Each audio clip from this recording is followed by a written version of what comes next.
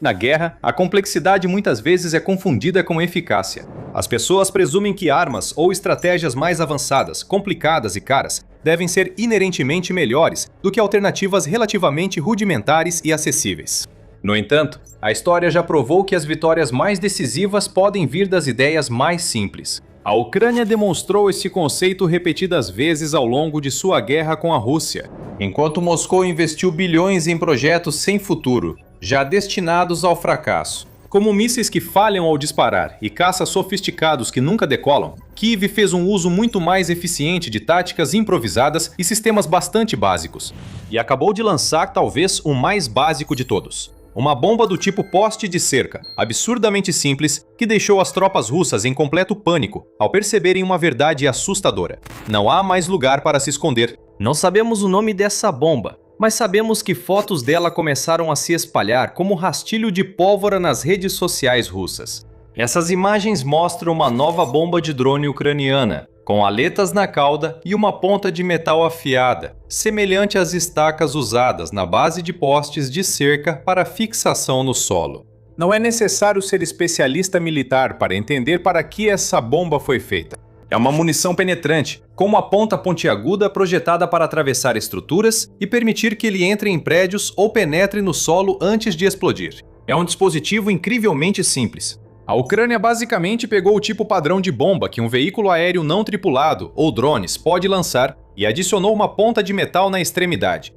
O custo para produzir algo assim seria incrivelmente baixo, e não seria nada difícil fabricar essas bombas em grandes quantidades. Apesar de ser munição básica, acredita-se que blogueiros militares russos estejam muito preocupados com sua ameaça, e é fácil entender o motivo. Com a evolução do exército de drones da Ucrânia, as linhas de frente ficaram mais letais para soldados russos. Eles precisam sempre vigiar o céu por sinais ou sons de vantes, cientes de que suas vidas podem terminar a qualquer momento. Muitos desses soldados têm sorte de sobreviver uma semana nas zonas mortais da linha de frente, e em algumas áreas, a expectativa de vida é medida em minutos, não em dias ou horas. Como resultado, as tropas russas tiveram que se adaptar. Eles precisaram encontrar maneiras de aumentar suas chances de sobrevivência nessas áreas mortais. Em locais onde conseguem exercer algum nível de controle territorial, eles conseguiram instalar medidas antidrones, como redes, gaiolas de arame e coberturas de malha de aço sobre estradas e trilhas. Isso facilita o deslocamento deles, ou o uso de veículos sem medo de serem facilmente atingidos por drones ucranianos ou bombas lançadas de cima. Em outros locais, grupos russos precisam apenas se esconder e torcer pelo melhor. Enquanto seguem para novos objetivos, as equipes de assalto aprenderam a se esconder com cobertores ou sob árvores e vegetação, rezando para não serem vistas. Às vezes funciona, mas frequentemente não, pois muitos drones ucranianos têm câmeras térmicas que facilitam localizar soldados russos mesmo quando acreditam estar escondidos. Porém, se os russos chegam inteiros a cidades ou vilarejos, costumam se abrigar em porões e bunkers locais. Houve vários relatos recentes de pequenas equipes russas infiltrando assentamentos ucranianos, escondendo-se no subsolo e aguardando para atacar de surpresa. Vimos russos construindo bunkers com tetos reforçados de toras e até 30 centímetros de terra para absorver explosões e estilhaços. Tem sido difícil para a Ucrânia lidar com esse tipo de tática. Mesmo que descubram onde os russos se abrigam, talvez precisem usar vários drones e bombas para destruir esses esconderijos subterrâneos. Isso leva tempo, o que pode dar aos russos a oportunidade de revidar ou fugir. A Ucrânia também pode enviar equipes de assalto para invadir porões e bunkers, mas essa tática é arriscada. Isso envolve soldados ucranianos tendo que arriscar suas vidas, algo que os comandantes do país tentam evitar sempre que possível. No entanto, a bomba de poste de cerca muda o jogo. Graças à sua base com pontas, essa bomba tem o potencial de perfurar facilmente redes e malhas antidrones, além de cortar portas de porão ou tetos de bunkers. Não há nada de novo nesse conceito. Na verdade, bombas penetrantes ou bombas anti-bunker existem há quase um século. Exemplos iniciais surgiram na Segunda Guerra Mundial. A Luftwaffe alemã, por exemplo, criou bombas perfurantes de blindagem movidas a foguete para atacar navios e alvos fortificados. Na mesma época, o engenheiro britânico Barnes Wallis, inventor da bomba saltitante, criou dois tipos de bombas perfuradoras de bunkers, a Tallboy, 5 toneladas, e a Grand Slam, 10 toneladas. Essas bombas sísmicas tinham aletas traseiras que as faziam girar durante a queda, alcançando alta velocidade para atravessar superfícies reforçadas. Na década de 1980, os Estados Unidos reviveram o conceito de bomba perfuradora de bunkers, criando a Blue 109 de 900 kg, ou 2.000 libras, que acabou abrindo caminho para o desenvolvimento da ainda maior Massive Ordnance Penetrator, a MOAB, uma bomba monstruosa de 14.000 quilos, ou 30.000 libras, com a capacidade de penetrar centenas de pés de solo, ou algumas dezenas de pés de concreto reforçado antes de explodir. Apesar das variações em projetos e capacidades ao longo dos anos, as bombas perfuradoras sempre mantiveram características principais que as diferenciam das munições padrão ou de uso geral. Primeiramente, elas costumam ter designs estreitos e alongados que ajudam a ganhar velocidade no ar, além de algum tipo de ponta pontiaguda ou aerodinâmica feita para ajudá-las a penetrar no solo ou atravessar materiais fortificados. Elas também são reforçadas para suportar o impacto sem se despedaçar ou explodir de imediato. Muitas trazem sistemas de espoleta de ação retardada, garantindo que a bomba detone apenas após atravessar as camadas protetoras do alvo. Apesar de parecer simples perto da Blue 109 ou Moab, a bomba de poste da Ucrânia seguiu os mesmos princípios básicos de design. Ela tem o mesmo design reforçado e o mesmo ponta penetrante. A Forbes dedicou um tempo para analisar mais de perto as imagens disponíveis da bomba. Eles notaram que uma das fotos mostra uma serra manual Towson de 300 mm que foi usada como referência para entender o tamanho da bomba. Com isso, concluíram que a ponta com espinhos foi retirada ou inspirada nos espinhos de postes de cerca padrão de 100 mm. No entanto, há algumas diferenças importantes. Como Forbes escreve, os espinhos de cerca comerciais típicos são estampados a partir de chapas de metal e depois soldados à máquina para ganhar forma. O espinho da bomba, no entanto, parece ter sido soldado à mão. Além disso, o próprio metal parece ser mais grosso do que o que você encontraria em um espinho de cerca padrão. Mesmo que o espinho tenha começado como algo comum de loja de ferragens, a Ucrânia fez modificações valiosas que o tornaram mais forte e adequado para penetrar bunkers e outros materiais. De acordo com os cálculos da Forbes, se uma bomba como essa, estimada em cerca de 25 libras, 11 quilos, fosse lançada de algumas centenas de pés de altura, ela conseguiria atravessar pelo menos um pé de terra e rocha compactadas, ou 4 pés de solo mais macio. Há evidências claras de que essa bomba cumpre seu papel. Um vídeo online mostra a bomba de poste em ação. Mostra claramente a mesma bomba, mas com aletas traseiras de outra cor, sendo lançada de cima em um prédio, onde soldados russos podem ter se escondido.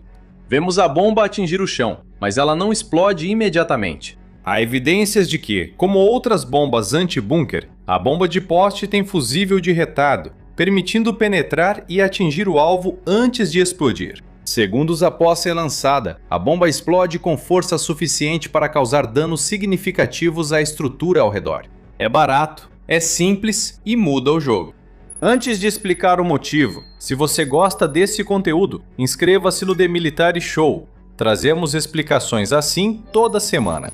Agora, a bomba de poste de cerca pode mudar a guerra na linha de frente. Até este momento, os russos conseguiam garantir certas linhas de suprimento e manter o controle de porções de território com a ajuda de suas medidas contra drones e fortificações. A Ucrânia conseguia atacar esses locais, mas a eficiência desses ataques sempre foi limitada. Muitos drones e bombas eram desperdiçados ao colidirem com redes, malhas ou tetos de bunkers, em vez de atingirem os alvos mais importantes, como soldados russos, veículos e outros recursos. Esta bomba nova resolveu esses problemas sozinha. Agora, não importa quantas redes e cercas antidrones a Rússia instale, uma bomba de poste de cerca pode atravessá-las facilmente. Os escudos do Kremlin não protegerão contra essa nova arma explosiva da Ucrânia. E isso não é tudo. Antes, a Ucrânia precisava lançar várias bombas no mesmo ponto só para penetrar um bunker. Além de ser um esforço demorado e desperdiçado, isso dava tempo aos russos para fugirem antes que suas defesas fossem rompidas. O poste de cerca não dá nenhum aviso, absolutamente. Ele não permite que os russos tenham qualquer tipo de vantagem inicial.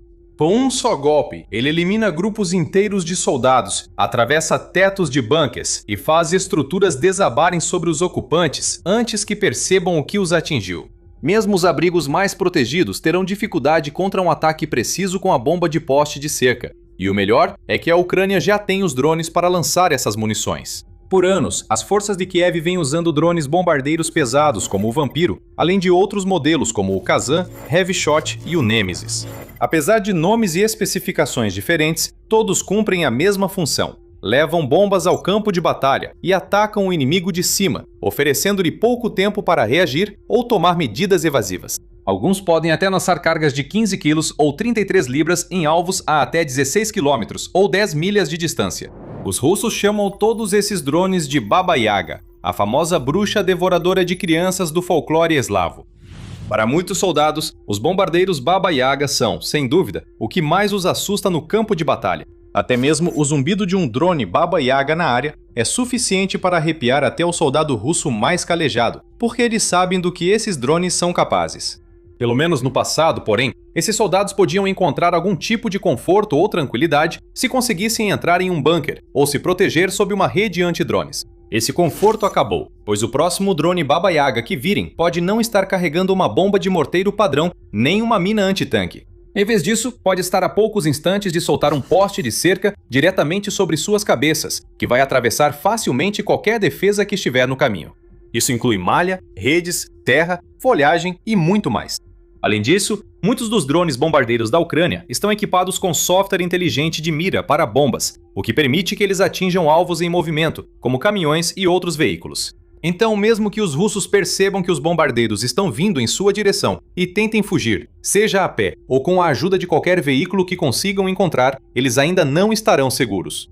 Isso mostra como os drones bombardeiros pesados se tornaram essenciais nesta fase da guerra, sendo chamados de heróis esquecidos das linhas de frente. Isso ocorre porque muitos relatos e manchetes focam nos drones kamikaze de visão em primeira pessoa e pequenos quadricópteros, projetados para voar direto contra os tanques e explodir no impacto. São justamente esses tipos de drones que a Rússia tem priorizado cada vez mais em sua campanha militar contra a Ucrânia, com fábricas produzindo milhares de drones FPV para a linha de frente, enquanto drones de longo alcance atacam cidades e vilarejos ucranianos. A Ucrânia também construiu um exército de drones FPV, mas também aproveitou para diversificar e explorar outras opções, como bombardeiros. A vantagem desses drones é que, diferente dos drones kamikaze de uso único, podem ser reutilizados. Um único drone pode realizar várias missões, entregando várias dezenas de libras de explosivos em locais na linha de frente, antes de voltar para a base para reabastecimento. Isso permite que a Ucrânia extraia muito mais valor de cada unidade. Então, mesmo que os bombardeiros Baba Yaga normalmente custem mais para serem fabricados do que os drones FPV, eles podem proporcionar um retorno sobre investimento muito maior, já que um único Vant tem o poder de eliminar vários alvos russos antes de ser abatido. Os drones bombardeiros ucranianos são muito precisos e costumam atacar à noite, aproveitando a escuridão quando os russos acham estar mais seguros. As equipes de assalto avançam de casa em casa após o anoitecer, confiantes de que os pilotos de drones inimigos não os verão enquanto se movem nas sombras.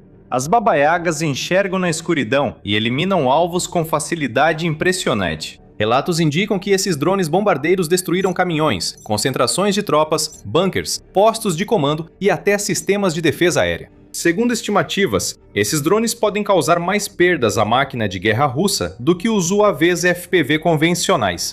Não é surpresa, portanto, que a Ucrânia continue investindo pesado neles. Até o momento, o país produz e adquire mais bombardeiros pesados do que nunca. Como mostra a bomba de estaca, a Ucrânia está usando esses recursos de forma mais eficaz, anulando as defesas russas e tornando o cenário ainda mais assustador para o inimigo nas próximas semanas e meses. As consequências a longo prazo podem ser enormes. Com essa nova arma, pode ficar bem mais difícil para as equipes de assalto russas capturarem e manterem território. Já é muito difícil, por isso tantos soldados russos morrem e a máquina de guerra do Kremlin está parando ou até regredindo em várias áreas. No passado, quando as tropas russas entravam num assentamento, conseguiam montar defesas que permitiam se estabelecer e defender a posição, usando-a como base para novos avanços. A bomba de estaca torna tudo isso impossível. Agora, mesmo que a Rússia ocupe um assentamento e construa bunkers ou trincheiras, a Ucrânia só precisa enviar bombas de estaca para eliminá-los ou forçar os sobreviventes a recuar. Isso pode abrir novas oportunidades para a Ucrânia obter ganhos territoriais. E isso já parece estar acontecendo, já que soldados russos recorreram ao Telegram para compartilhar inúmeros relatos das novas bombas lançadas por drones da Ucrânia, atravessando os telhados de seus abrigos e ameaçando locais que antes eram considerados relativamente seguros. Vale destacar que a bomba de estaca pode ser usada em outros locais além da linha de frente. A Ucrânia poderia decidir, por exemplo, usar seus bombas anti-bunker de baixo custo para atacar estruturas que a Rússia tentou fortificar. Eles poderiam ser lançados sob terminais de petróleo, depósitos de munição, hangares, armazéns e postos de comando. Locais antes resistentes a drones kamikaze podem não suportar os impactos mais profundos e letais dessas bombas penetrantes. E já se diz que a Ucrânia começou a produção em massa dessas munições. Pode ser só questão de tempo até vermos dezenas ou centenas de bombas anti-bunker, eliminando alvos russos com eficiência inédita. Isso é o que a Ucrânia faz de melhor. Não é necessário bilhões de dólares nem as maiores tecnologias militares. Está provado que é mais do que capaz de superar seu inimigo em desempenho e estratégia, usando ideias simples com grande efeito. A bomba de estaca não é revolucionária. Parece simples diante da munição sofisticada das grandes potências e provavelmente é barata de fabricar. Mesmo assim, ela já mostra ser muito mais eficaz e impactante do que alternativas bem mais complexas e caras, provando que no campo de batalha, ideias simples podem ser as mais inteligentes.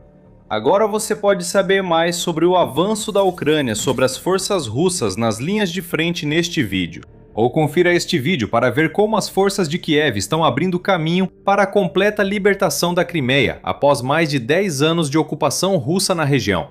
E por fim, não se esqueça de se inscrever no The Military Show para mais conteúdos como este.